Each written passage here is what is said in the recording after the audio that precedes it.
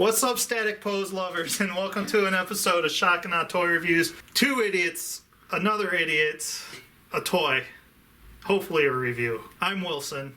I'm the bird. And we have a special guest. I'm Topher. Topher. He's the one who has supplied this lovely toy. This is Toynami's Voltron Ultimate EX edition.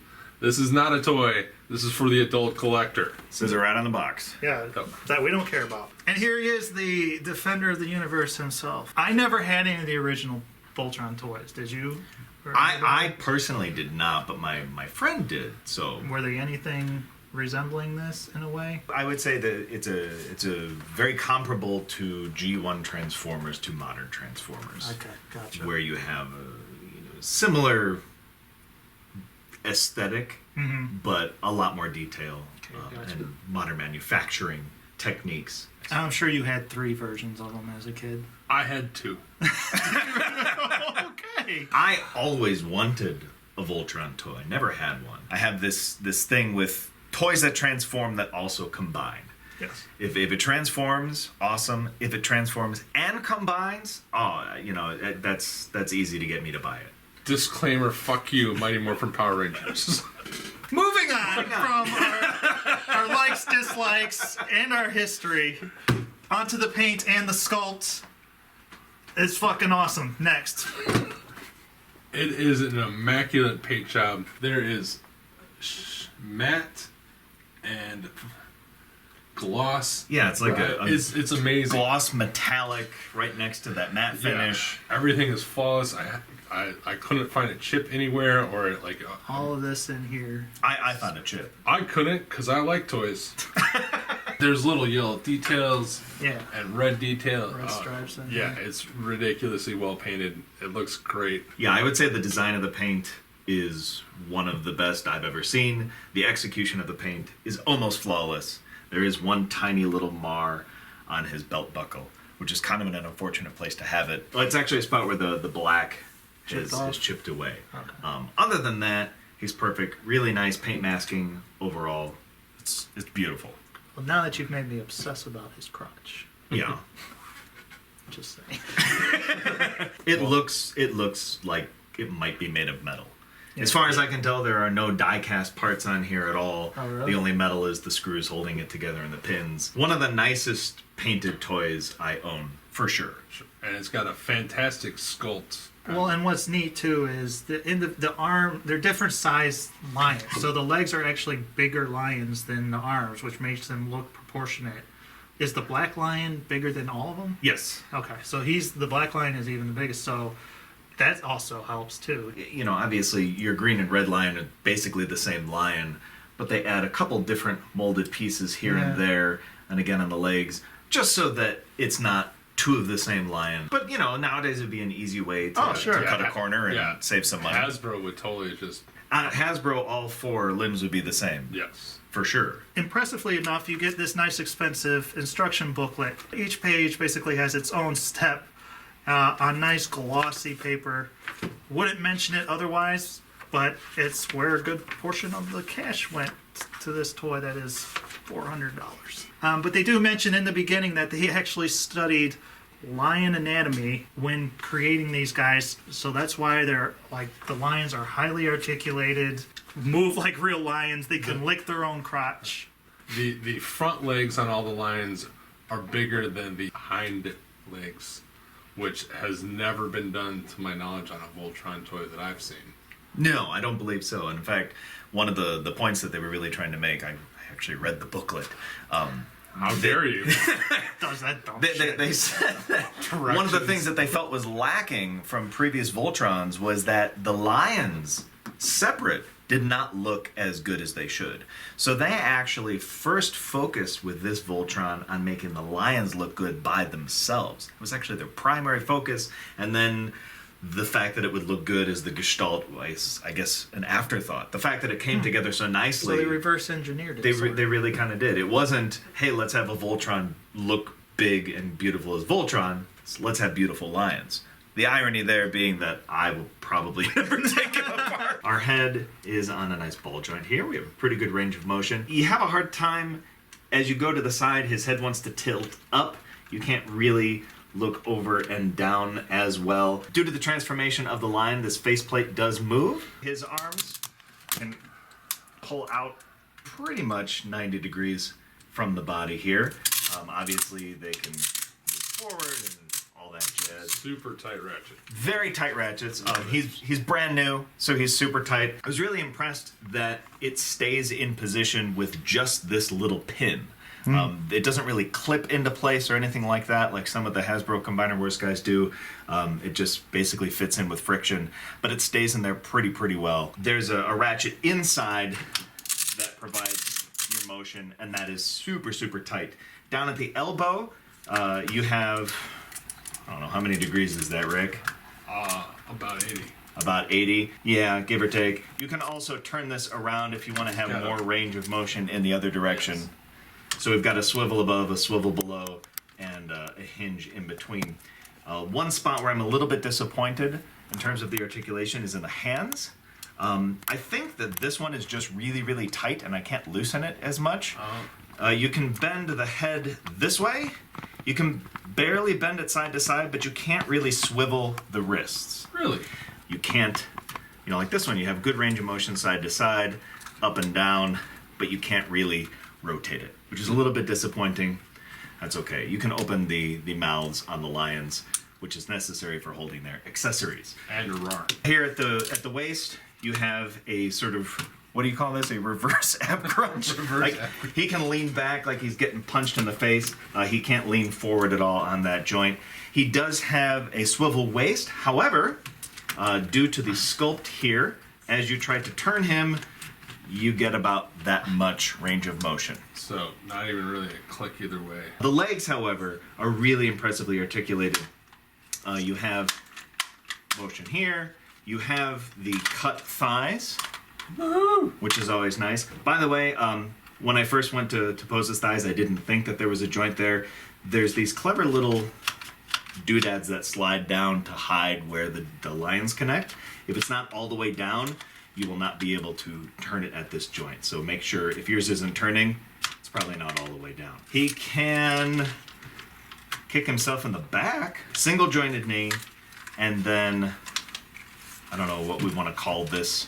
The lion's head is on a ball joint. Oh, that's toe articulation. So I guess it counts as toe articulation. But you can get some pretty nice deep leg stances. He does not have any kind of ankle tilt. There's a little wobble in here. I should also point out, just opened him, haven't played with him, so sometimes things loosen up and you realize, oh, he can actually move this way. I didn't realize that. Just so your kids know at home, Shotgun normally do not film directly out of the box. So nicely articulated overall. You can pretty much put him in most of your Voltron-y poses, except for the iconic pose that you were griping about earlier. The one pose when he pulls the blazing sword out. Yeah. There you go. Of course he can. Yes, 1 foot test. You can pass the 1 foot test. Shotgun special. And I promise you that his foot is up in the air behind there, even though you can't see it. Yes. Accessories. He's got 2. All right, so he's got his big old sword here. So in order for him to hold his sword, there's a piece on here that you have to remove from the hilt, Making it so two pieces. that he can grip it, which is a little weird. I guess it makes it look beautiful when he's not holding it, although why you would really display it with him not holding his sword, Especially I don't know. The handguard that you would almost never, you would never display it. Yeah, I don't quite see that. Behind the handguard there are 2 little holes, and those will lock into the lion's mouth here. Now the nice thing here is that because it locks in, it's not going to fall out very easily.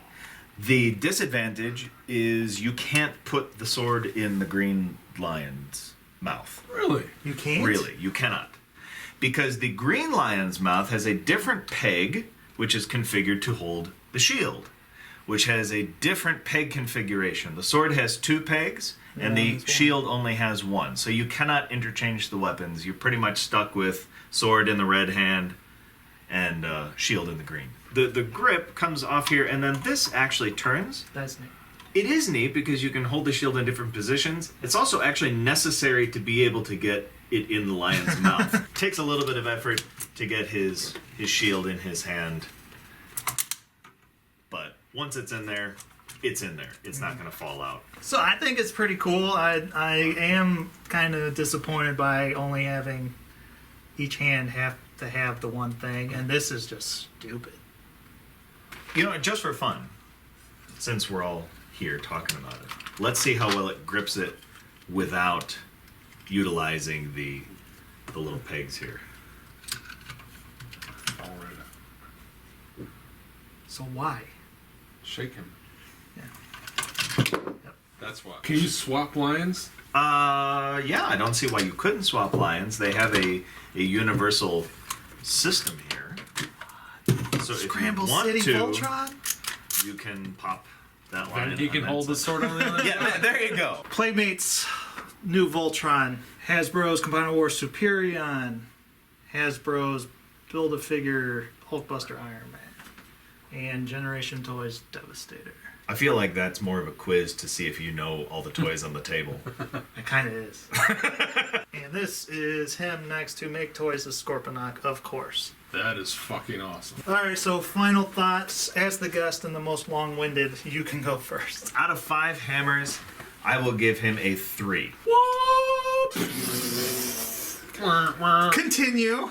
The paint is absolutely beautiful. The sculpt is wonderful. He's exactly what I would want out of a Voltron figure, except for a couple of things. The wrist articulation being blocked by the sculpt and the waist articulation being blocked by the sculpt is a huge problem that could have been easily solved by just adjusting the sculpt a little bit. You get no posability out of it, and especially that swivel waist and swivel wrists nowadays, that's such a basic elementary point of articulation. The fact that it's so poorly executed here is really disappointing and really limits a lot of the cool poses that you would want to get out of this figure. The other problem is he is at least $100 too expensive.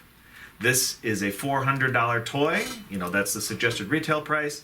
He's maybe a $300 toy. I'm really satisfied with him, but he's not a 5 and he's not a 4 because he's got articulation problems and he's just too damn expensive. I'm going to have to go 4. I was going to go 4.5. He looks fantastic. I am with you on the articulation. Believe it or not, I think the lack of wrist bothers me more than the waist. The only other things I worry about are like this. After time, this seems loose. I have a feeling after time this is going to end up doing one of those, like not going to be able to hold the sword up and everything. Going to need to be tightened.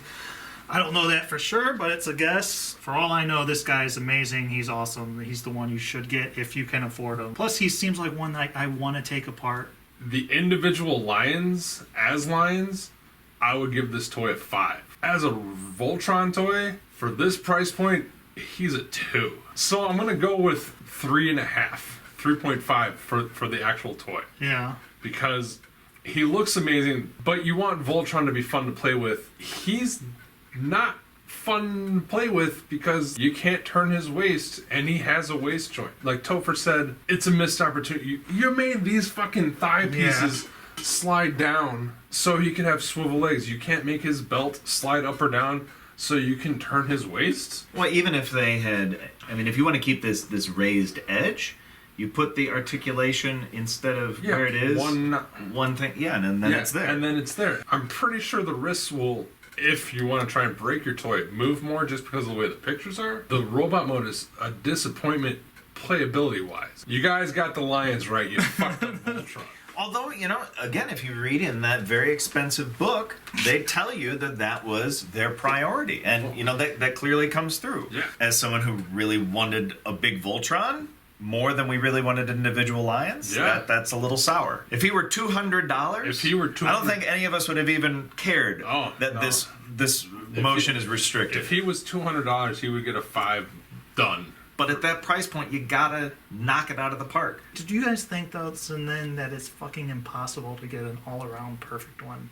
No. You don't? Because, again, you adjust this a little bit, you adjust the ring around, and then you have the articulation you want. He only needs minor tweaks to have that perfect articulation. Well, when they release the second version and we all get that one, until then, this is what we got to put up with. And that's the end of this episode. Thank you for watching. Topher, thank you for bringing in the toy. My pleasure. And being on the show. You were great. Once again, we got guests that are better than us. Oh my god, we should have our guests do a show. Yeah. Like, subscribe, comment, all that good stuff. Until then, we will talk to you later. So I think let's just all bask in the awesomeness of what's on this table for a second. Yes, we could buy a new car right here. It's really depressing. Perfect end to that segment.